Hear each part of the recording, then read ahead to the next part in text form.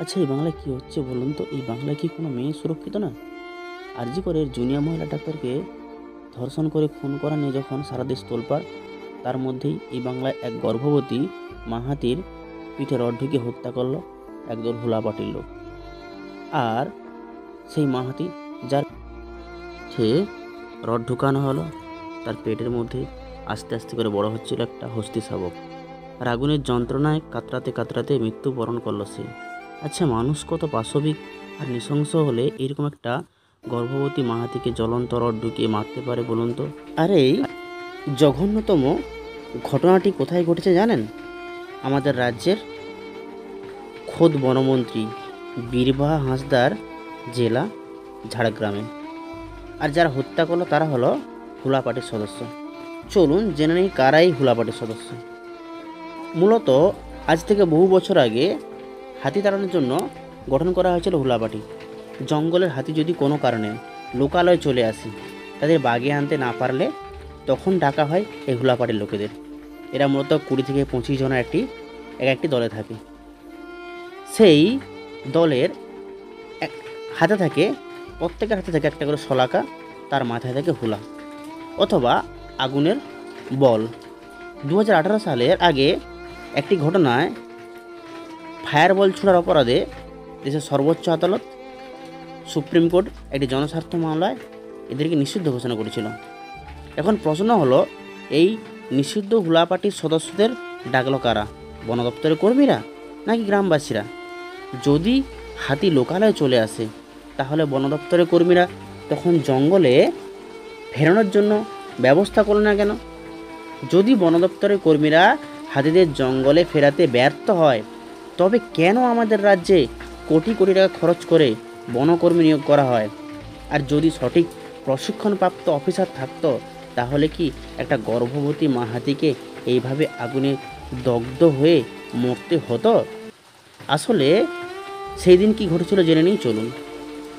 15ই August দেশজুড়ে যখন 78তম স্বাধীনতা দিবস পালন করা হচ্ছে, সেই দিন সকালে ঝাড়গ্রামের দুবরাজপুরের গ্রাম হয়ে শাবক সহ 5টি হাতির একটি দল, সঙ্গে একটি দাঁতাল হাতিও ছিল, ঝাড়গ্রামের শহরের বিদ্যাসাগর পল্লীতে ঢুকে পড়ে।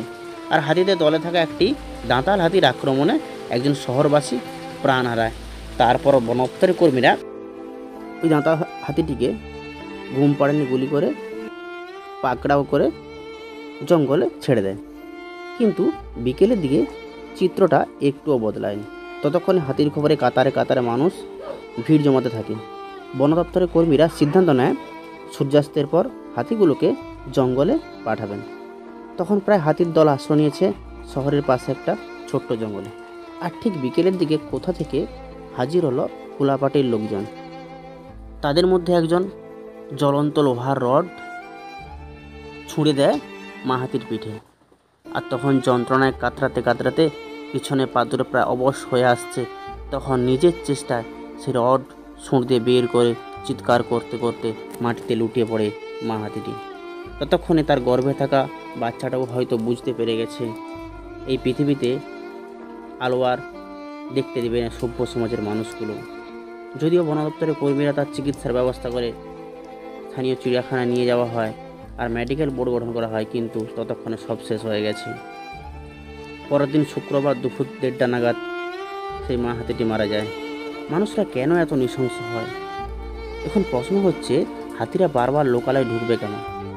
আমরা সবাই জানি পশুদের থাকার জন্য নির্দিষ্ট বন আছে আর তাদের চলাচলের জন্য নির্দিষ্ট করিডোর আছে। যদিও সেটা হাইওয়ে, রাজ্য সড়ক কিংবা রেল লাইন হলেও সেখানে যান চলাচলের জন্য নির্দিষ্ট সাইনবোর্ড লাগানো থাকে। কিন্তু কিছু ক্ষমতাশালী রাজনৈতিক ব্যক্তি আর অসাধু লোকেদের জন্য তারা নিজেদের স্বার্থে জঙ্গল কেটে বিক্রি করছে আর হাতিদের করিডোরগুলো বারবার পরিবর্তন করছে, যার ফলে হাতিগুলো বারবার লোকালয়ে ঢুকে পড়ছে। এখন প্রশ্ন হচ্ছে, হাতিদের বাসস্থান আর করিডোরগুলো যদি অক্ষত থাকতো, তাহলে কি তারা এইভাবে বারবার লোকালয়ে ঢুকতে পারতো? আর যদি হাতিরা ঢুকে পড়ে, বন দপ্তরের অভিজ্ঞ কর্মীরা কী করছিলেন? ডিএফও, এডিএফও, রেঞ্জ অফিসার এরা কি করছিলেন তখন?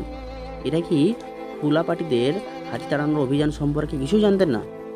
যদিও পুলিশ দুজন কুলাপাটির সদস্যকে অ্যারেস্ট করেছে এবং তাদের বিরুদ্ধে বন সংরক্ষণ আইনের 1972-এর 9 নম্বর ধারায় বন্যপ্রাণী হত্যার মামলা রুজু করা হয়েছে। কেরলের গর্ভবতী হাতিটিকে যখন আনারসের ভিতরে বারুদ ঢুকিয়ে হত্যা করা হয়েছিল তখন সারা দেশ প্রতিবাদে গর্জন করে উঠেছিল। আর এখন যখন আপনাদের নিজের রাজ্যে এইরকম একটা গাছ শিউরে দেওয়া মতো ঘটনা ঘটল তখন সবাই চুপ। কিন্তু সবাই চুপ থাকলেও কিছু প্রতিবাদী মানুষ আছে যারা সোশ্যাল মিডিয়ায় ভাইরাল হওয়া ওই ভিডিও দেখে চুপ থাকতে পারল না। আমাদের একটাই দাবি, দোষীদের যেন চরম থেকে চরমতম শাস্তি হয়, আর তা না হলে আবার এরকম নৃশংস ঘটনাগুলো ঘটতে থাকবে। সবাই ভালো থাকবেন, সুস্থ থাকবেন, নিজেকে কোনরূপ অপরাধ থেকে দূরে রাখবেন আর দেখতে থাকবেন আমাদের ভিডিওগুলি।